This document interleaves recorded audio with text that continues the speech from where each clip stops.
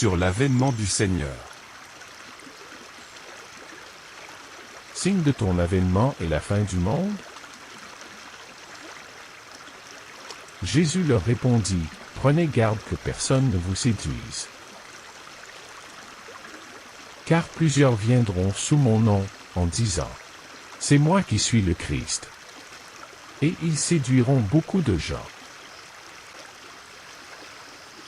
Vous entendrez parler de guerre et de bruit de guerre. Gardez-vous d'être troublés, car il faut que ces choses arrivent. Mais ce ne sera pas encore la fin. Une nation s'élèvera contre une autre nation, et un royaume contre un royaume. Et il y aura, en divers lieux, des famines et des tremblements de terre. Tout cela ne sera que le commencement des douleurs. Alors on vous livrera au tourment, et l'on vous fera mourir.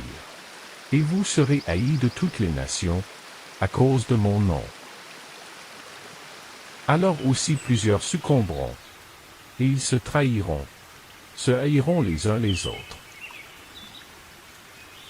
Plusieurs faux prophètes s'élèveront, et ils séduiront beaucoup de gens. Et, parce que l'iniquité se sera accrue, la charité du plus grand nombre se refroidira. Mais celui qui persévérera jusqu'à la fin sera sauvé. Cette bonne nouvelle du royaume sera prêchée dans le monde entier, pour servir de témoignage à toutes les nations. Alors viendra la fin. Matthieu 24, 1 à 14.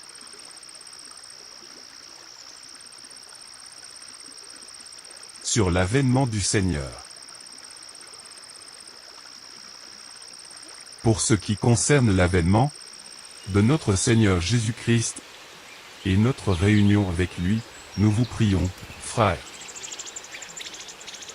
de ne pas vous laisser facilement ébranler dans vos bons sens, et de ne pas vous laisser troubler, soit par quelque inspiration, soit par quelques paroles, ou par quelques lettres qu'on dirait venir de nous, comme si le jour du Seigneur était déjà là.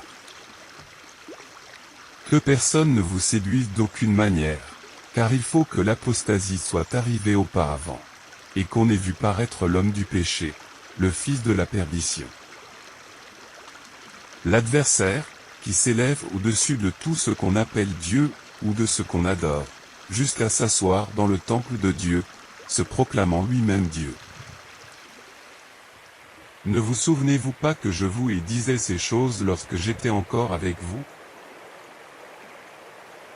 Et maintenant vous savez ce qui le retient, afin qu'il ne paraisse qu'en son temps. Car le mystère de l'iniquité agit déjà. Il faut seulement que celui qui le retient encore ait disparu. Et alors paraîtra l'impie, que le Seigneur Jésus détruira par le souffle de sa bouche, et qu'il anéantira par l'éclat de son avènement. L'apparition de cet impie se fera, par la puissance de Satan, avec toutes sortes de miracles, signes et de prodiges mensongers. Et avec toutes les séductions de l'iniquité pour ceux qui périssent parce qu'ils n'ont pas reçu l'amour de la vérité pour être sauvés.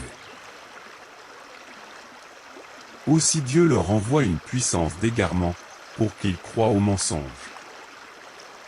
Afin que tous ceux qui n'ont pas cru à la vérité, mais qui ont pris plaisir à l'injustice, soient condamnés.